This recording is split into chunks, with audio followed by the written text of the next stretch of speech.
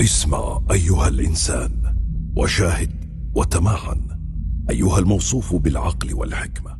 الإعلامي بسام الجزاف هو أحد المشاركين في تطبيق الكتاب الصوتي، ابتكار كويتي جديد يواكب التطور الرقمي في العالم، حيث تتحول الكتب إلى مواد مسموعة مصحوبة بمؤثرات صوتية. احنا اول ما قدمنا الكتاب الصوتي كان التارجت عندنا اخواننا المكفوفين، يعني المكفوفين مهضوم حقهم من ناحيه الكتب والقراءه، لغه براين نفس ما انت عارف الكتاب يكون حجمه عود وتكون مكلفه في الطباعه وشيلته ثقيله ويعني وايد صعب عليهم. بعد المكفوفين تطور الموضوع للاشخاص اللي نفسي ونفسك يقضي له ساعه ساعتين بالزحمه واعصابه تلفانه، فبدال ما يقعد يعصب حالته حاله يسمع على شيء يهدي. الكتاب الصوتي اللي عندنا غير عن الكتب الصوتية العادية اللي يتكلم فيها الراوي بس. احنا الكتاب الصوتي اذا كان فيه 9 شخصيات، هذا احد كتبنا، ففي 9 شخصيات رئيسية هم اللي يسجلون الفويس اوفر.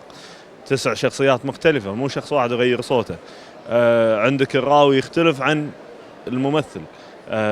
يطق مطر تسمع المطر يطق، يطيح بطل ماء تسمع بطل ماء يطيح، تطق حديدة بخشبة تسمع حديدة بخشبة، ما تسمع حديدة بحديدة. وفي زمن الثورة التكنولوجية لا يزال القراء موالين للكتاب الورقي الكلاسيكي، لكن بعضهم يؤيد التطور. كونه مادة محسوسة، كونه صفحات موجودة، أفضل من النت. الجهاز الإلكتروني يكون في شحن، لازم ينشحن، فالكتاب الورقي تقدر تتنقل فيه وين ما كنت بدون ما يخلص شحنه مثلا، وأريح للعين.